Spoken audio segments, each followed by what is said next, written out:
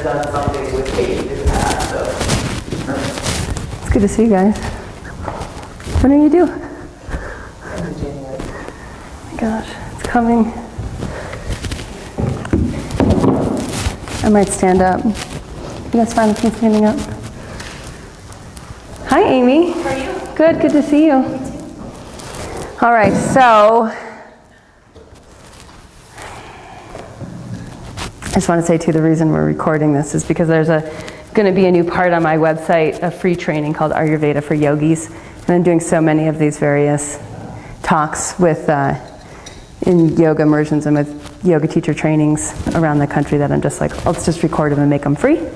And then people can have them. If they want to study more, then they can sign up for a more in-depth course. So that's the only reason we're recording. So in a way, the questions you ask will be live. I just want you to know that they will be available, but people can't really see you that well back there, so don't worry about it. If you want to be famous, you can stand up and go closer to the camera.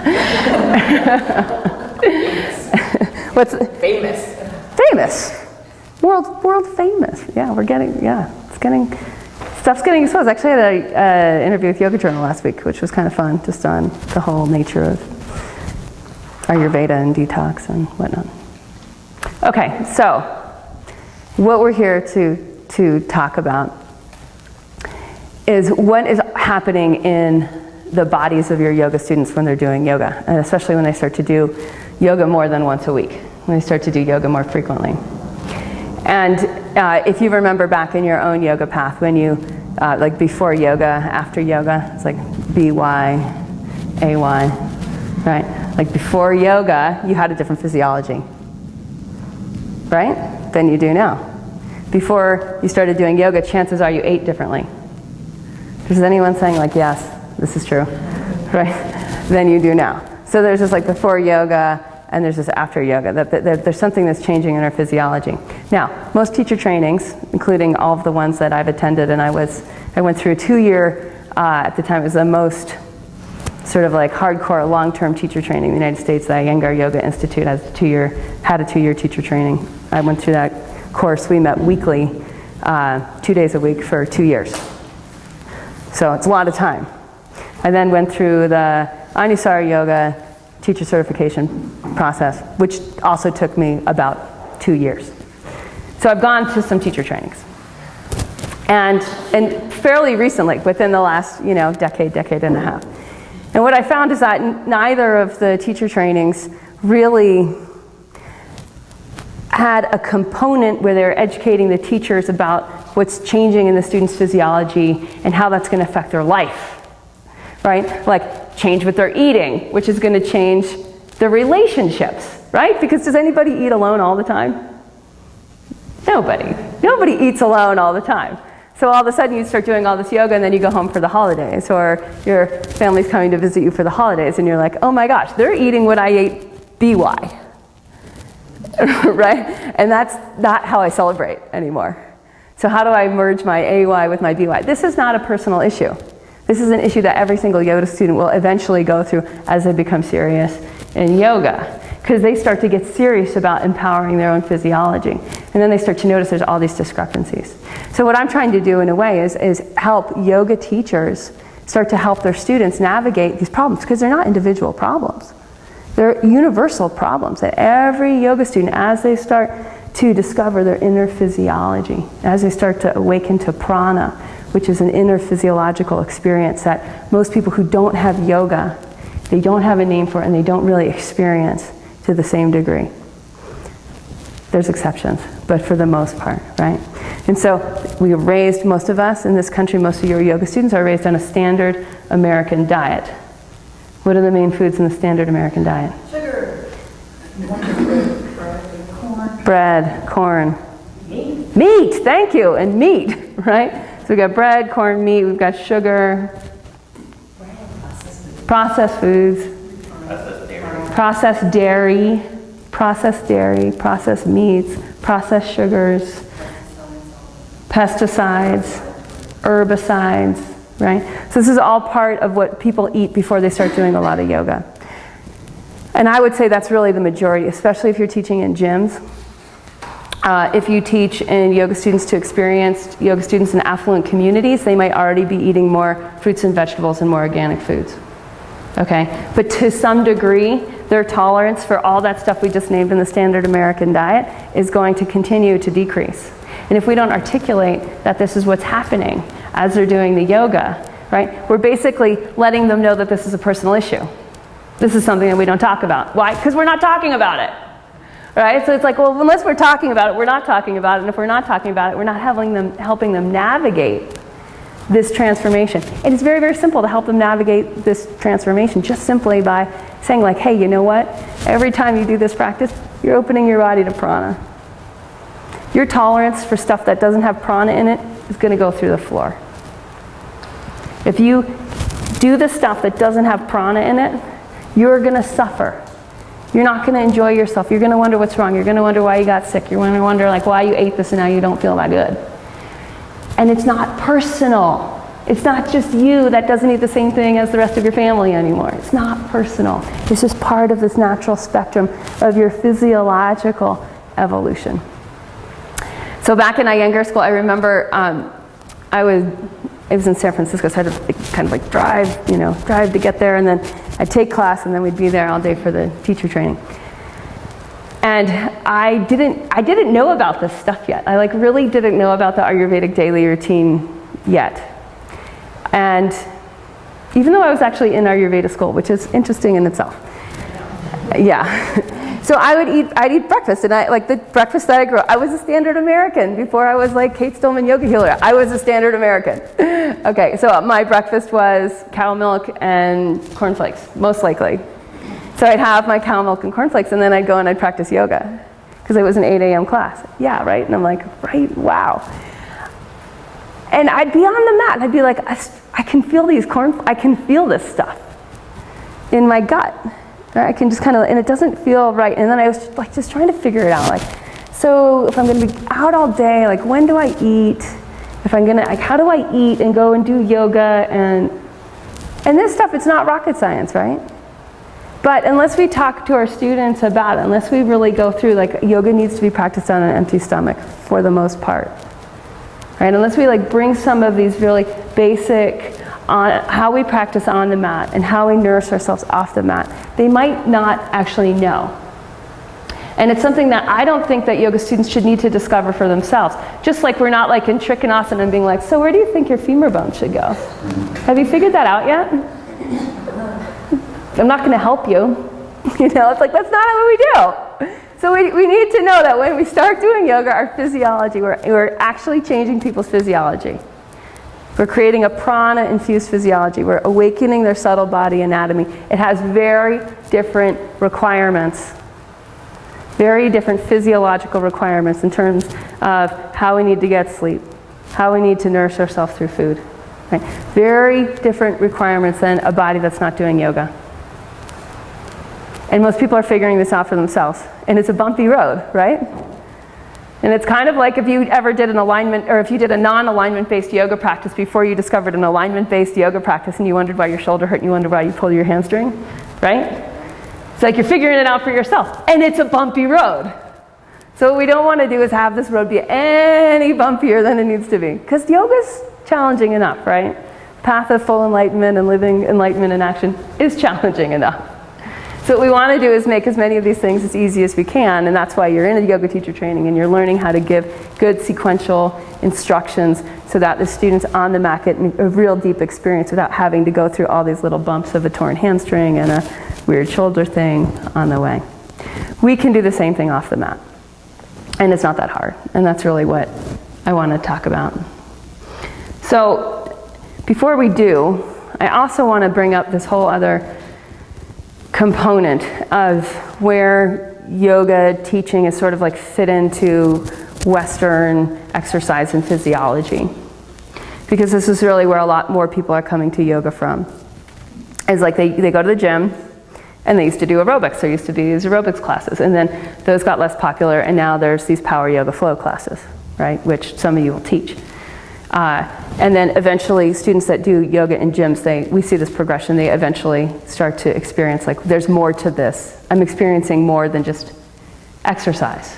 And they often will migrate from their gym to a yoga studio where yoga's able to be taught more in its spiritual capacities as well as its exercise, physiological, capacities as well. So there's this natural migration, which might mean that in the eyes of many of your yoga students, they see you as a fitness instructor, right? Because if they're coming from the paradigm of like, we're here, we're going to work out, we're going to move and group, you're a fitness instructor, right? I'm going to come and you're going to exercise me and I'm going to leave and I'm going to feel exercised. I'm going to feel good, right? And if I try to do this on my own, then chances are my practice will be shorter and I won't get as good of a workout. So they're seeing you as a fitness instructor. The more your yoga students start to do yoga with you, the more they realize you're not just a fitness instructor. But there's this whole other thing going on in that you eat differently than they do. And they start to notice like, well, so what are you drinking? What is that green stuff? Or, what's in the jar today, Kate? Like people are always asking. So now all of a sudden they're not just looking to you for the workout, right? And they're starting to notice like, what else are you doing? And how are you speaking? And how are you showing up? They're starting to actually, and they have an opportunity, or you have an opportunity as well, to actually see yourself more as a wellness provider. And there is a really big gap between fitness instructor and wellness provider.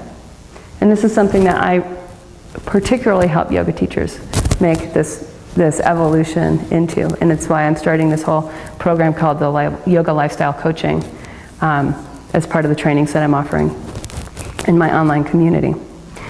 Now, when as a new yoga teacher, as you start to think of yourself as like what you want to be really clear. It's like, are you just providing fitness or are you providing wellness? And if you're providing wellness, there's an opportunity to know how your students are on well. And this is something that like have you guys gone over SSA in adjusting yet? In the immersion we did, we haven't gone over here yet. Oh, okay. So does anyone remember like the process of physical adjustments in yoga, how we use, SSA is just like our code word. Does anyone remember that? Should we do a quick review? Yeah. No. Okay, I'll go over it. No problem. No, you guys will know it. If I came in on Sunday, you'd be like, be sensitive, stabilize, and then adjust. Okay. So the first thing we want to do is be sensitive. We want to collect information always before we start to change somebody. We always want to collect information. We want to know, in our information collection process, we want to know where the person is starting from. Right? What's going on right now? Because say you come in and you're going to teach this power flow hour and everyone's exhausted. How's that going to go over? Like in the long run, how's that going to go over? Are they going to feel more nourished or more, they might feel very stimulated by the end of class. Their adrenal glands might be totally stimulated, but they may have insomnia that night because they got so hyperstimulated that now they can't bring their energy back down. So they may have a high when they leave, but they may be more low tomorrow. Okay? So again, if you're a fitness instructor, who cares? Right? You provided a workout. But we're saying, we're kind of starting to say, okay, we started out maybe as fitness instructors in the 80s, yoga and gyms or whatnot, but we're actually like definitely saying we're wellness providers. We also might be spiritual advisors. There's a lot of things that we can become as yoga teachers. And that said, this isn't necessarily for everybody, but it's definitely how I want people that I associate with that are yoga teachers to start thinking of themselves as wellness providers. Meaning, when you come into class, the first thing that you want to do, at least energetically, if not verbally, is become sensitive. What is going on? How are you guys feeling? Who has insomnia this week? Raise your hand. Right? Who feels overwhelmed? Who feels overscheduled? Raise your hand. Right? Okay, good. Who feels like they're in a deep abundance of energy? Raise your hand. Right? Great. Yeah, great. And you're just collecting data. And in a way, you can say like, who's been struggling with their emotions this week? Raise your hand. Yeah. And now you're starting, you see how we're getting information? This information is free. You do not have to be telepathic, right? If you are telepathic, great. Also get information verbally. Why do you think you want to get information verbally? They feel like they're being heard. One. And what's another big reason? Did anyone feel less alone when they found out that someone else is overscheduled? Someone's like, oh my gosh, this is a cultural phenomenon. This is not just me, this is us. This is what's arising in the us space, right? It's what's arising in the we space, the space between us. So now there's connectivity of your students with each other, right? Now, they've been heard, and you, no matter how telepathic you are, and we all are telepathic, and we all can hear things that can't actually be spoken as well, right? So we know that on the one hand, but on the other hand, when someone says that, you will get more information through the way that they say it. And in that you're going to get even more sensitive to exactly what they need and how you can provide more wellness in your yoga class. Okay, so that's fitness instructor towards wellness provider. And I just want to have that at the forefront of your awareness, because on one hand, people are going to come to you for fitness, and you need to actually educate them that you're a wellness provider. You need to educate them that, like, we come here and we figure out solutions to physical problems, to mental problems, to emotional problems, and to spiritual problems. So that is part of what we do in the yoga classroom. That's what yoga has always been about. We cannot take that out of it and just provide fitness, right? Because if we do, we're not teaching yoga. We're just doing poses in an aerobic style Western physiology exercise kind of a curriculum. Yeah, okay, good.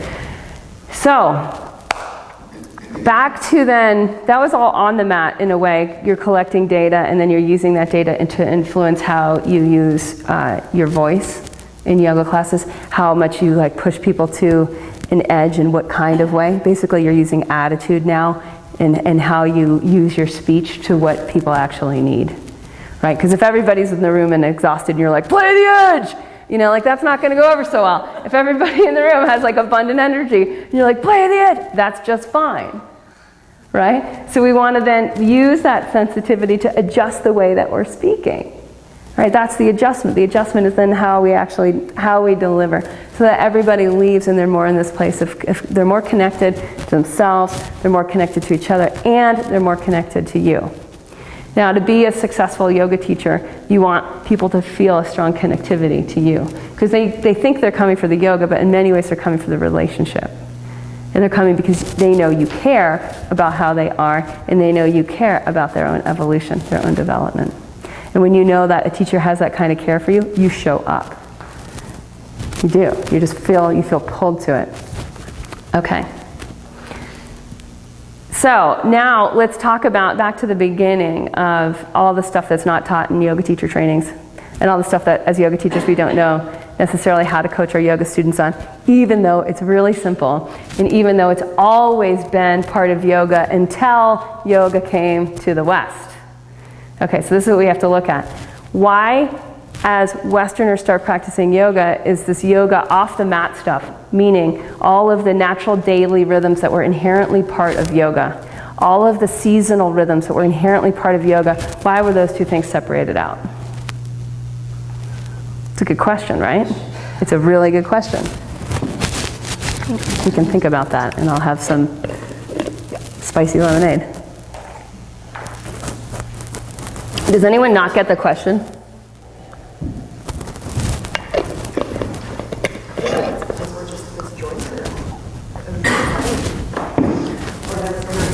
Yeah, disjointed, yeah.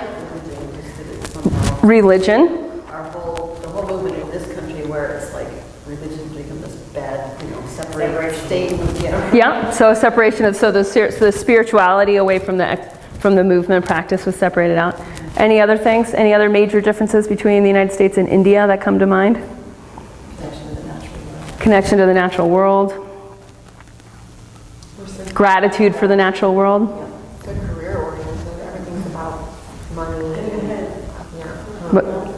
Good. Yeah, so like a different drive of why we're actually coming to the yoga practice might be different. We might be coming from an achievement-oriented place.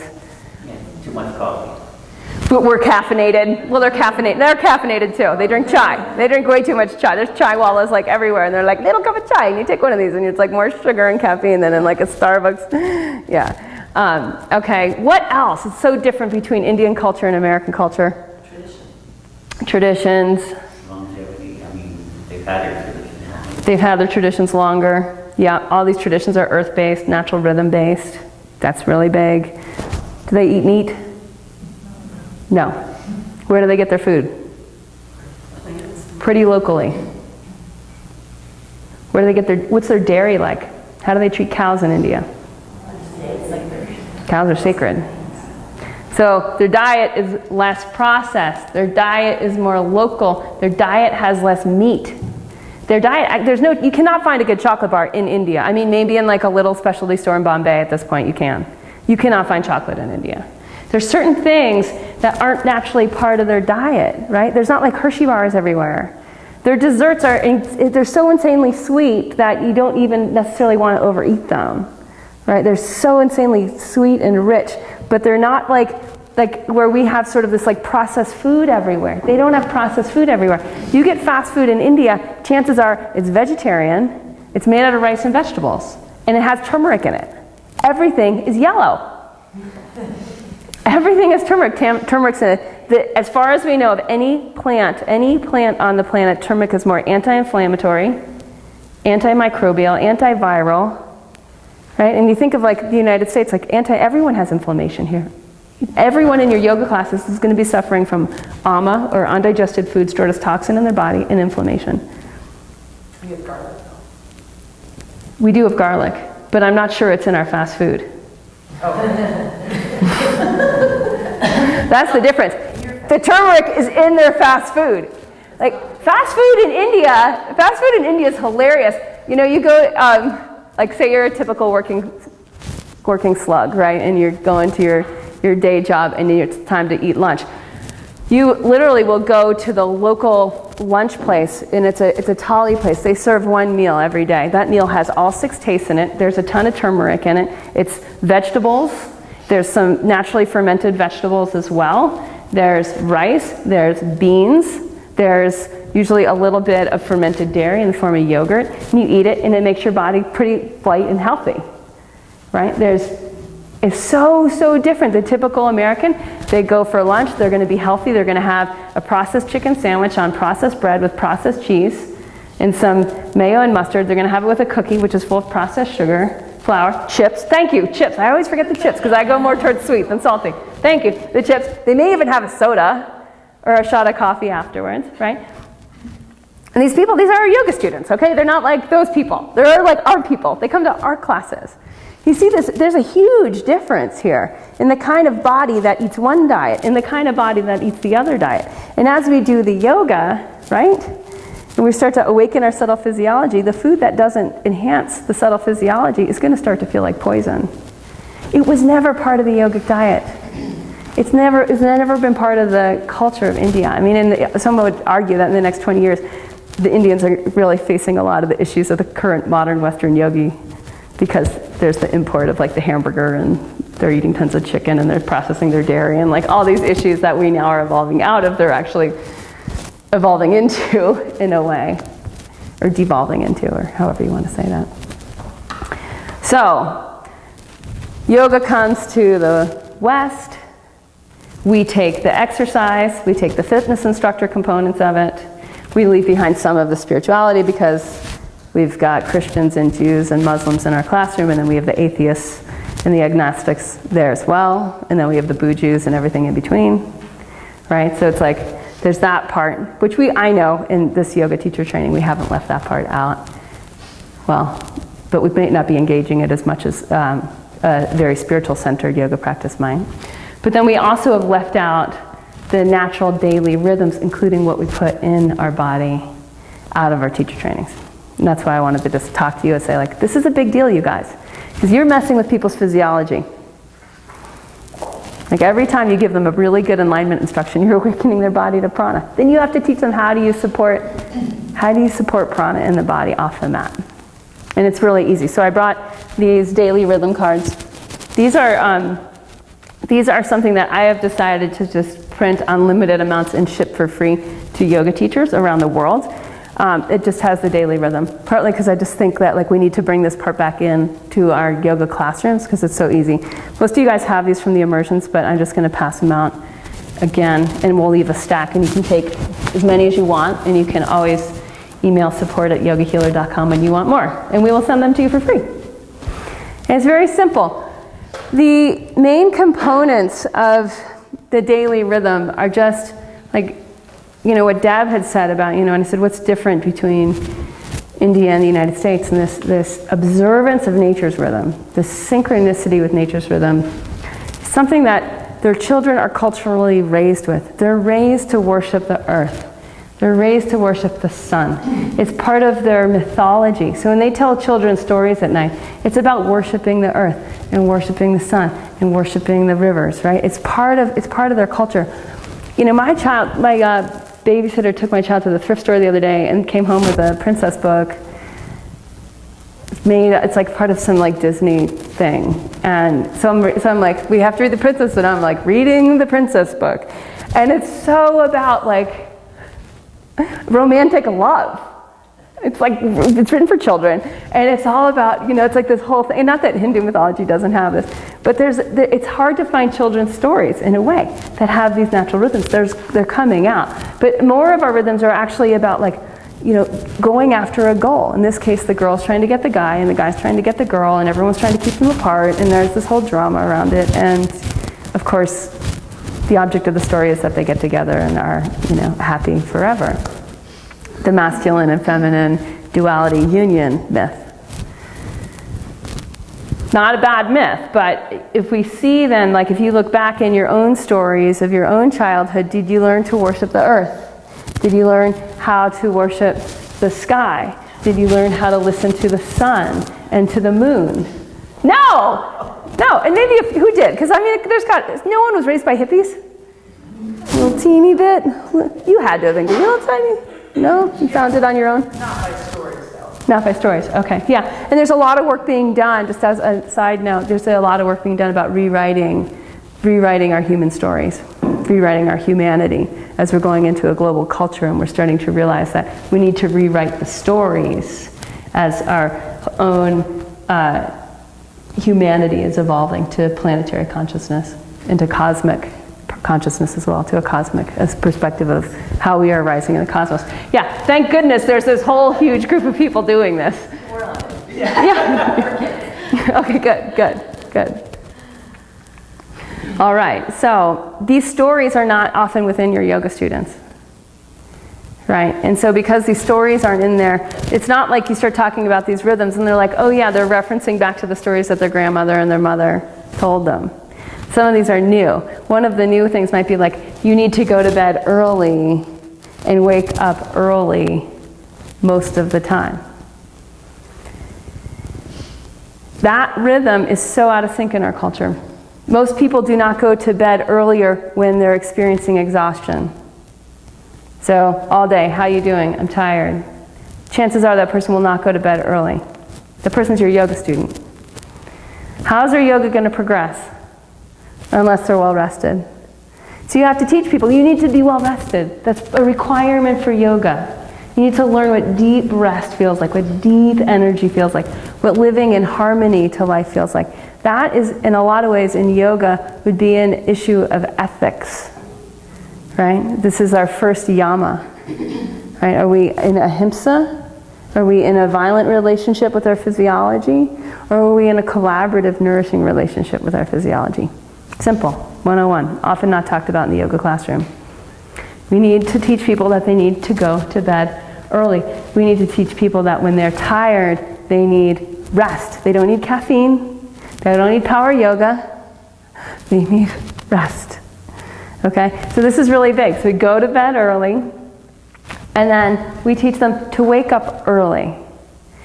And why do we want to wake up early in yoga?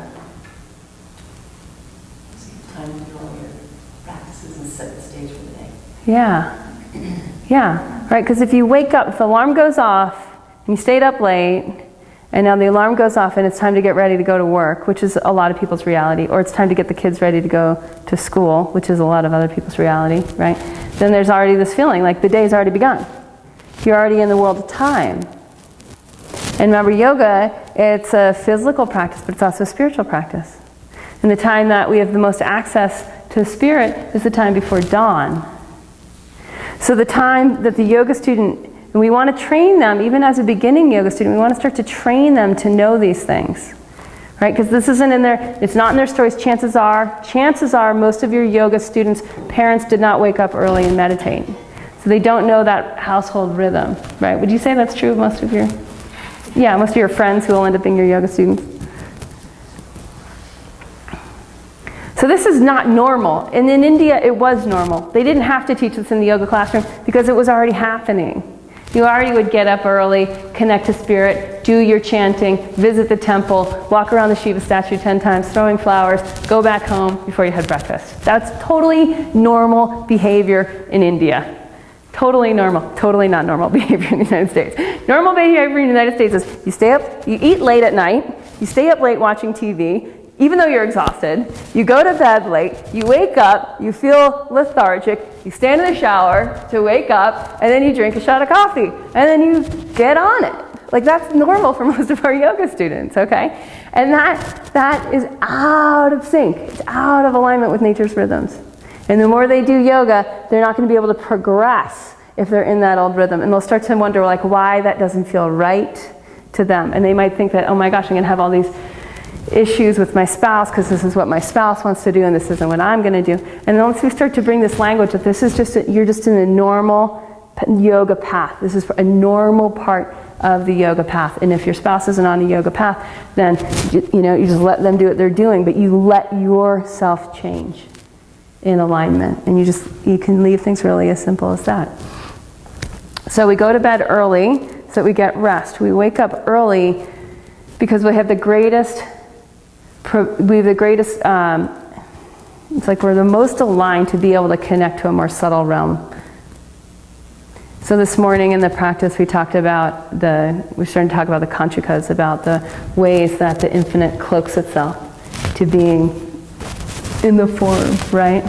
And that one of the ways that the infinite cloaks itself is that we take on form. We go from limitless to having a body. Another way is that we go from being eternal to being in the realm of time. Another way is that we go from being totally beyond desire to actually like wanting to do something, to having desire. And there's two more. So there's all these different ways, right? So in that time before dawn is the easiest time to disrobe the cloaks and to enter the timeless, formless, beyond desire parts of ourself. And if we don't do them then, chances are it's going to be hard, if not impossible, to do the rest of the day. So we need to know this. We always, in a way, they knew it in India, we just don't know it here. So we need to learn it for ourselves first, and then we need to be able to very easily remind our students, go to bed early, wake up, have time for your practices. In my Living Ayurveda course, which is mostly yoga teachers and serious yoga students from around the earth, there is a woman who has a son who's 14. Typical 14-year-old kid, being raised by a yogi. So as typical as that is. And she got very, very serious about her own daily rhythm, about the checklist. She got very, very serious about that through the Living Ayurveda course, which is something that we all get pretty serious about in the Living Ayurveda course, because that's what we're trying to live. And she never forced anything on her family, any of it, but she was just saying, this is what I'm doing, and if you want to come, fine. And so after this year, I talked to her this fall, and she said, interestingly enough, she and her son were talking about the new school year. This was a month or so ago. And they're looking at, what happens when in their day, just going through their own family's daily routine. And he's like, Mom, I'm going to go to bed early because I want to wake up early and have personal time before I go to school. He's 14. He's male. He's a he. So it's interesting what happens when when we teach our yoga students. She was my yoga student, even though she's a yoga teacher and she runs yoga teacher trainings all over Canada. She's still my yoga student, and I'm teaching her the basic rhythm. And what happens? It moves through her. Most of your yoga students are women. They will be women. Right, Brian? Chances are, even if you're a guy teaching yoga, your students will still mostly be women, right? Women set the rhythm for the household. They help their aging parents. They help raise the next generation. Women are right in between in both, physiologically, and our awareness circulates that way. So if you change a woman's rhythm, you change the rhythm of her family culture. Maybe not dramatically, but maybe in these very slow, deep ways that over time are actually very, very dramatic. So all I did with Natalie is teach her the rhythm, like I teach everybody.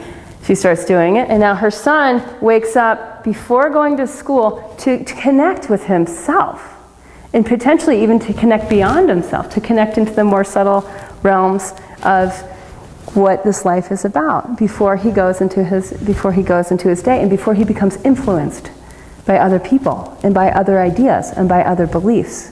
But first he connects, and then he goes out. And this is a sign of a very advanced human being. And this is something that we want to bring all of our yoga students through, this just very, very basic wisdom. So in this pre-dawn time, what are we supposed to do? Is sort of the next question. Like, so going to bed early, waking up early. Some people, a lot of your students are going to have a lot of resistance to going to bed earlier. They're going to have a lot of resistance to unplugging, to like not watching TV even though they're exhausted and complaining about being overwhelmed all the time. This is like total reality 101, right? Like this is what people do. They eat dinner too late, they stay up too late, even though they're exhausted. And then the next day they start their day and they already feel 3 steps behind. And you're trying to say, it's like in yoga, what'll really help your yoga is if you eat dinner earlier.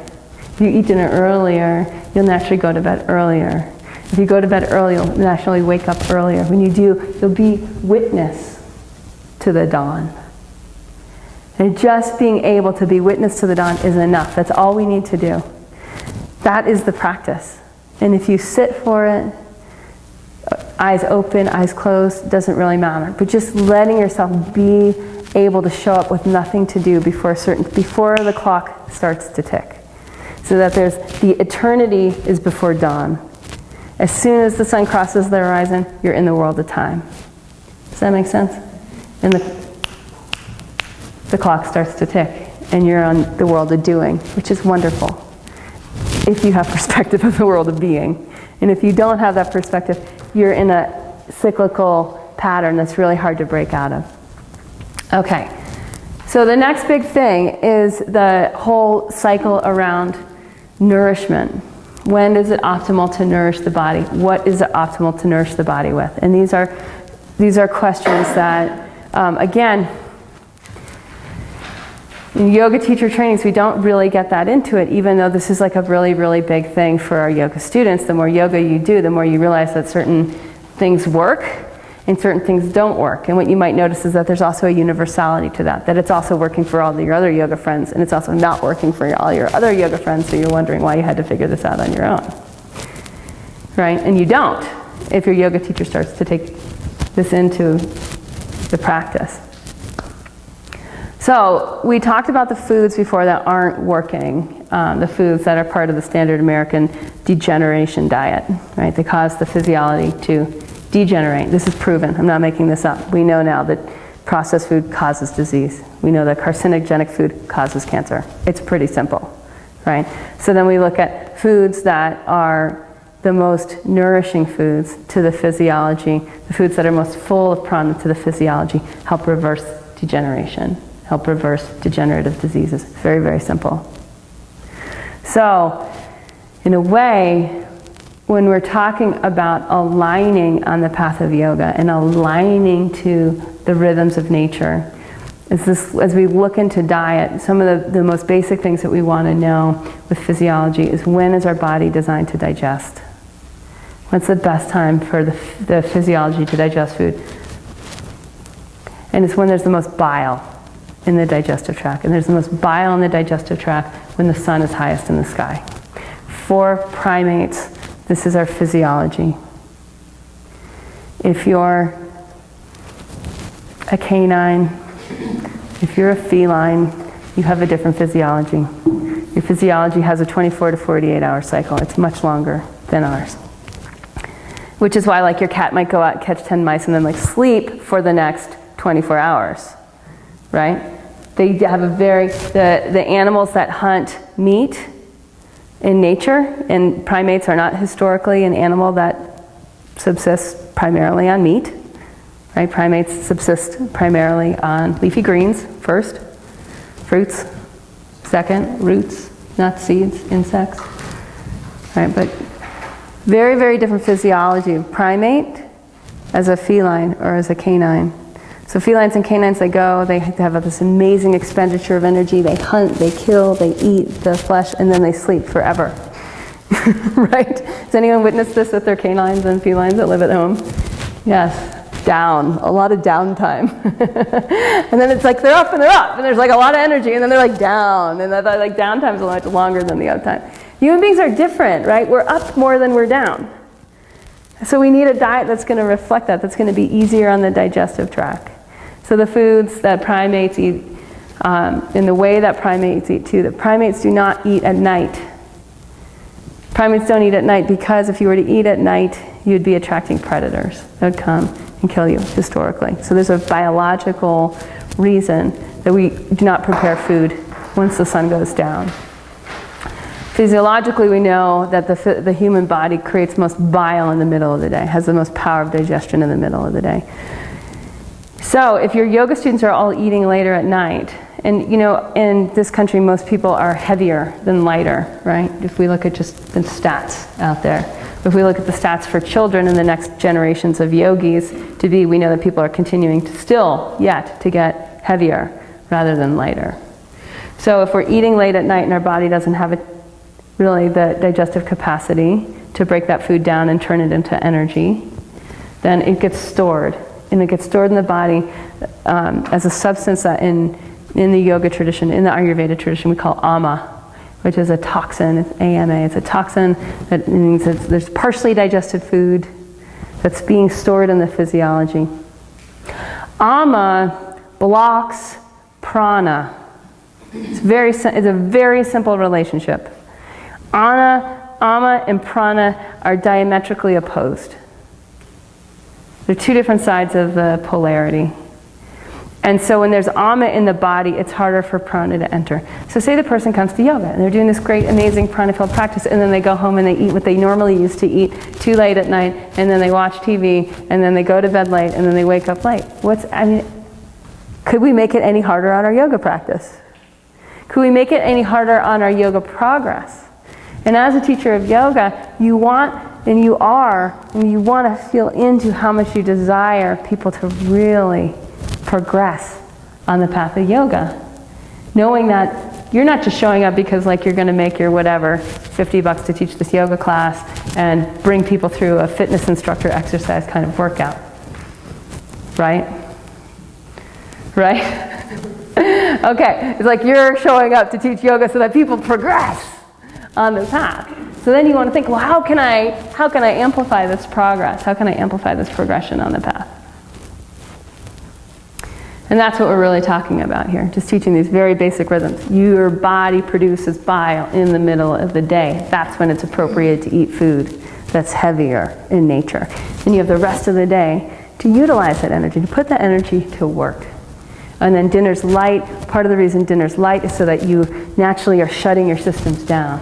If you eat a big dinner, you're amping your systems up. They have a project.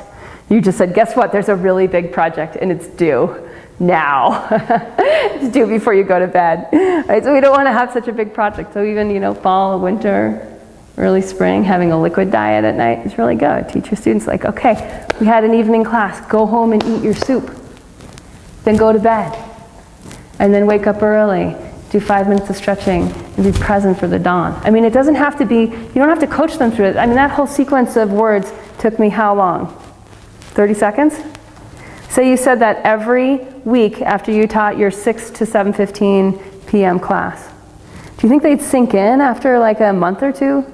or a year or two, they'd sink in. They're playing you in their head all the time. The things that you say unconsciously, they're like, it's going through their wheels like all the time. It's like when you go to your yoga mat, how many of you hear me and Bridget telling you where to put your femur bones or your thigh bones, or telling me how, me telling you how to like connect to the infinite beyond world of form. You hear your teachers.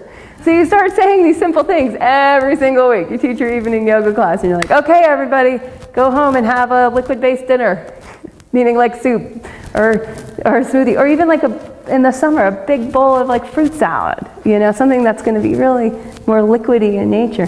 Go to bed early, wake up early, do the same thing we just did for 5 minutes, and then be present to greet the dawn. You say that same sequence. Right? And we learn sequencing. I heard John Friend just taught in Park City, and he's teaching a sequence, right? He's teaching a sequencing. We speak in sequencing that there's an order, there's a krama. So we know that when we're in the world of form and we're in the world of time, as the infinite becomes the finite, right? As being becomes, that we enter the world of krama. And as we align to the krama, we experience the infinite energy and the infinite intelligence of the universe. It's awesome. As we're akrama, we feel more and more limited, more and more stuck, more and more emotional, right? More and more like a little bit crazy, right? And it starts to impact our entire experience of this lifetime. So in your yoga teaching, if you think, okay, I need to teach the krama that's going to facilitate the yoga, and then the yoga happens just like the pre-dawn always happens. The sun then always rises. There's always this order. So we're just teaching the order.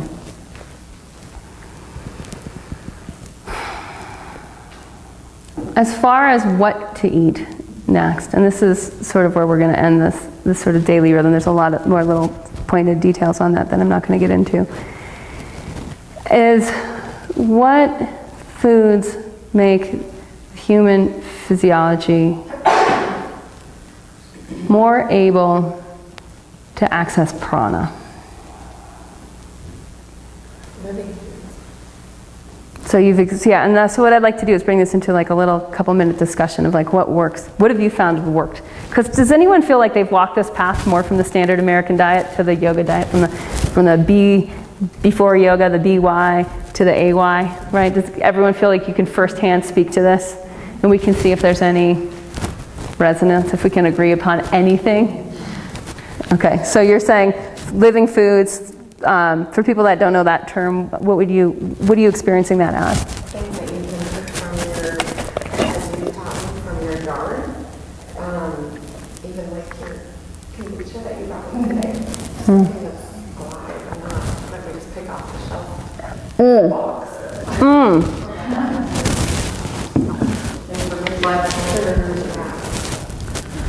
Yeah, so including things that can be stored for longer periods of time, like fermented foods, but also things that you can just pick up and eat, just like pick the leaf and eat. Sprouts.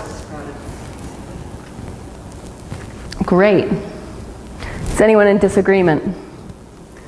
Has anyone found that this inhibits prana? Okay, good. We're making progress here. No, like seriously, we got to think this way. Because we got to notice what's really a universal truth. Because there's so much out there that says diet is really individual. That this diet's going to work for you, but it's not going to work for you. And if you're teaching 20 yoga students, you don't want to get that specific about diet. We want to understand what works universally, right? What works for the human physiology in terms of absorption and utilization of prana. Having less glue in your diet seems to be helpful. Yeah, okay. Has anyone else experienced that having less glue in their diet is helpful? Yeah, okay. So maybe not universally. Has anyone experienced that having more wheat in their diet helps their yoga? More bread, more pasta? Carb loading? Anyone, you go home and you carb load for your 108 sun salutations the next day? Well, I find that wheat does ground me. I mean, I like to have, there's certain times when I just like to have, I make my bread, but still, I have bread. What kind of wheat berries are you using? using flour. Flour from the store. So I would encourage you to use a more look more towards like the more ancient kinds of wheat, like kamut, K-A-M-U-T. So go to a wheat that has more prana in its natural intelligence. It hasn't been modified as much as the smaller, harder wheat berry.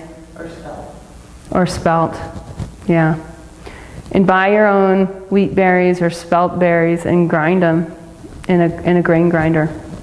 They're all over Idaho Falls. We live still in a place that's super rural. They're at every garage sale. They're amazing. They have like a 2-horsepower engine. Those things are amazing. And if you live in New York City, you're like, what? You can go to a garage sale and get a grain grinder? Never heard of it. Don't worry. You're not making your own bread if you live in New York City. I know you. You're probably not growing sprouts on your counter either. But you have the best farmers markets. So come and go. All right. So we can all agree that like a processed wheat diet, where you're just loading up on breads and pastas, right?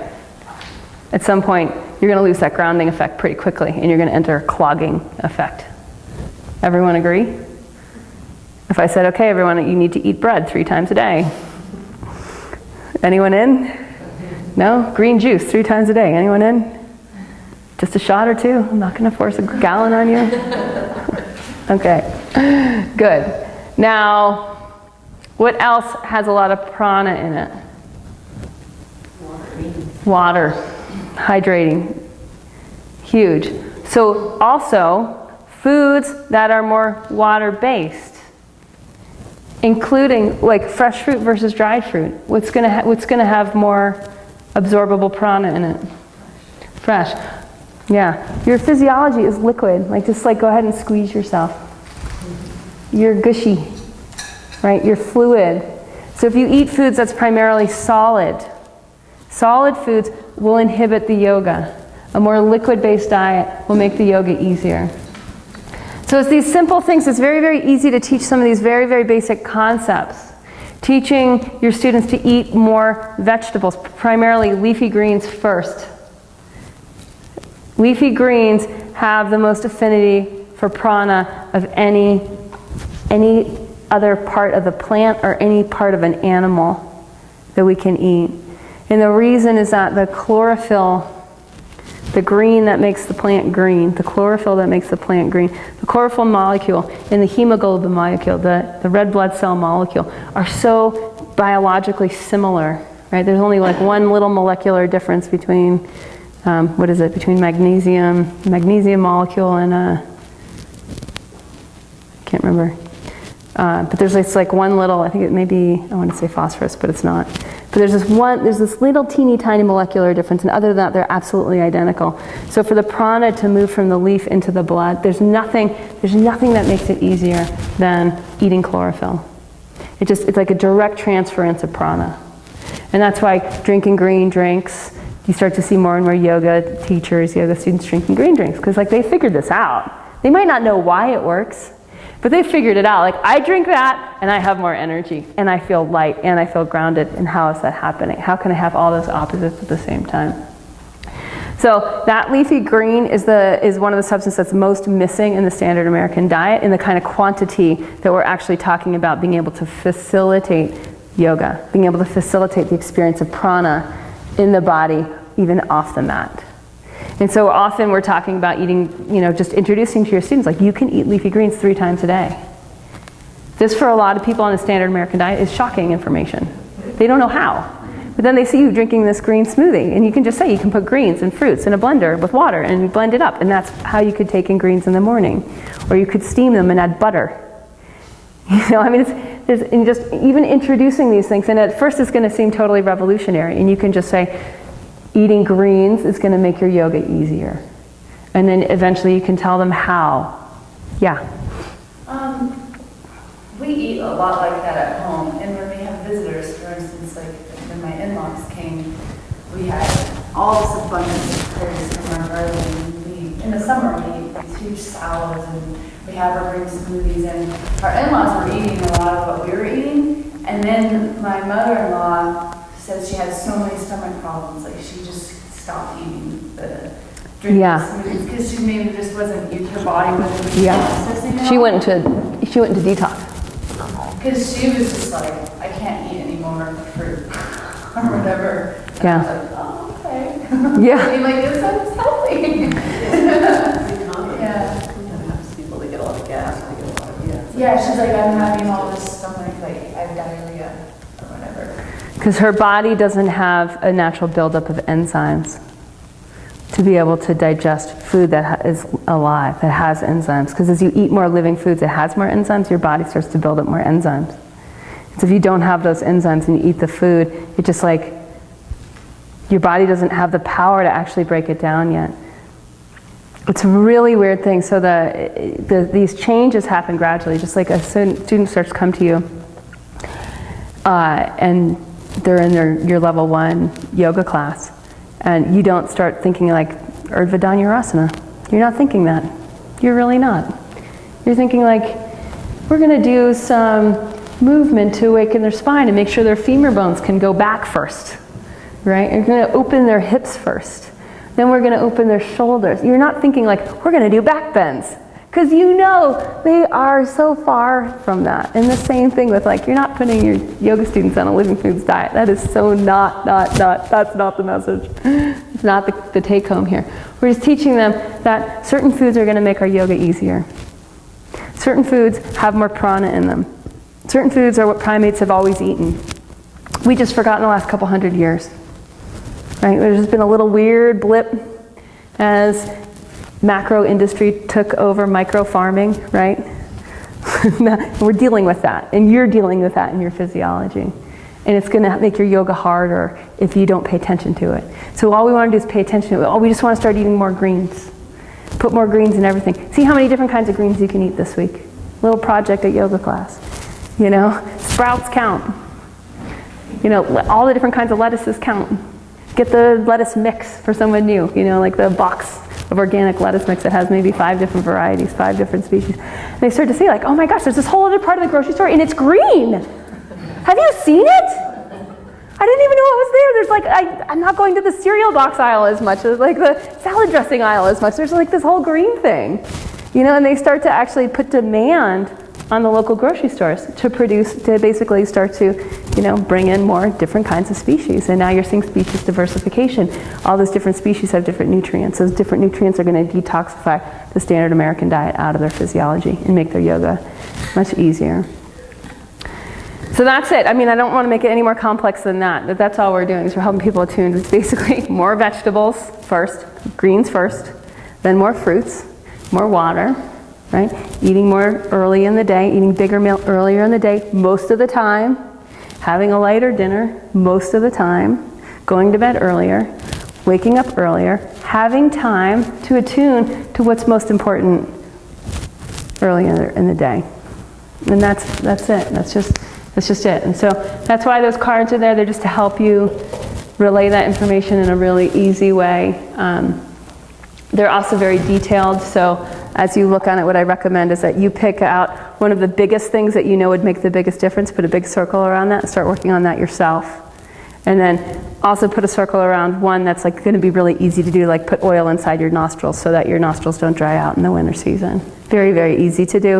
It's not as hard of a lifestyle change to make as like going to bed early or not having a big meal at the end of the day. So circle 2 of those and then start to work on them yourself, and they'll naturally become part of your yoga teaching.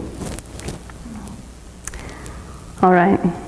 And now before I leave you, I just wanted to mention, if this is interesting to you and you want to be able to help your students more in terms of becoming a wellness provider in the yoga lineage, that I do have the Living Ayurveda course. It's a 9-month course. It starts every fall. It goes every 9 months. And the way that it's actually starting now is that people can join at different times, because we're building a webinar library. And you just go through it week by week. And then you have access to the live calls. And in that, I basically teach you the why this works on a much greater level so that you can have that knowledge more deeply seated in yourself to be able to communicate it to others.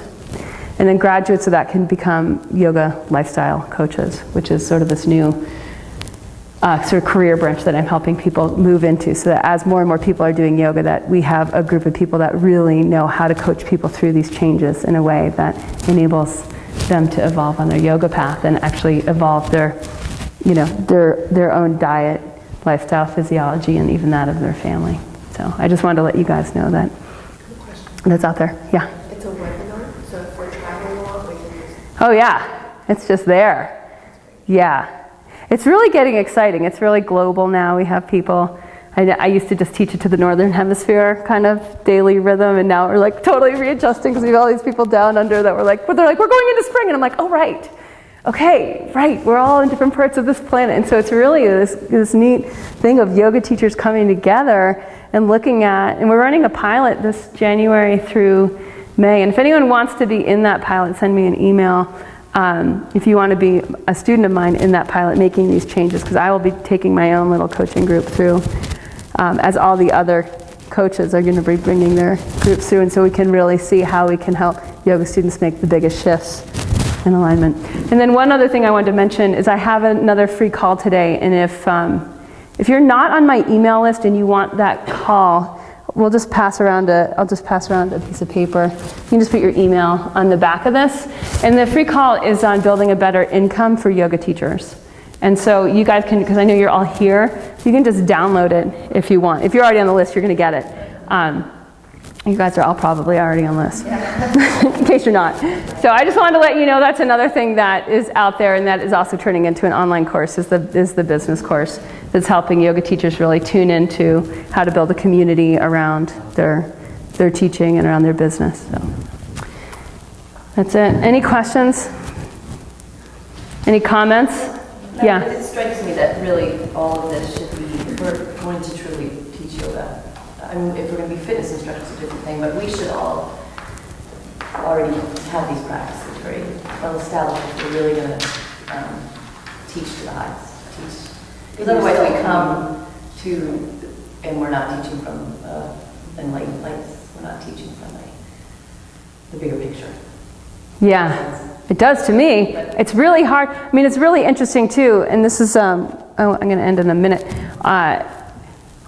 I've been teaching the Living Ayurveda course for 5 years, and I've been, basically teaching the Dinacharya. I started teaching my first Dinacharya daily rhythm workshops in yoga studios in 2000. So it's been, 12 years. And still, when I was reading Dr. Laud's whole description of the daily rhythm the other night before teaching it in the Living Ayurveda course, and I'm reading it, and I'm just getting on this whole other level, why, as you progress in yoga, you need less food.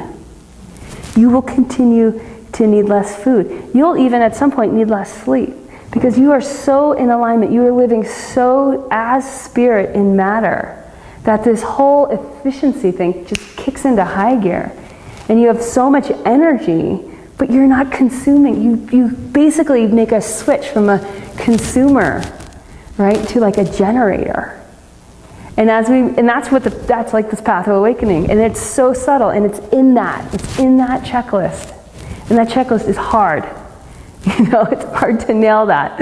But it's wow, it's right there. And that's it. And that's that shift into really getting into that, oh my gosh, energy is infinite all the time. And I am that. And so that's a big switch from someone coming in with a standard American diet and their back hurts and they're on the yoga mat. They're saying help with my back, right? So we can see that this is an infinite path, but that absolutely, Deb, that is the invitation. And if you are teaching yoga, you need to know about the daily rhythm, and you need to know everything that we covered, that all of this was always part of yoga. It's only not part of yoga in the last 20 years in this country, and that's it. And it's weird. And we need to basically not let that continue, just like we don't want to let the processed food industry continue. It's had its heyday. We're over it, right, Megan? We're over it. We are over it. Okay. Thank you guys so much. It was a blast, and thanks for welcoming into the class. And Yeah, thank you, Kate. yeah.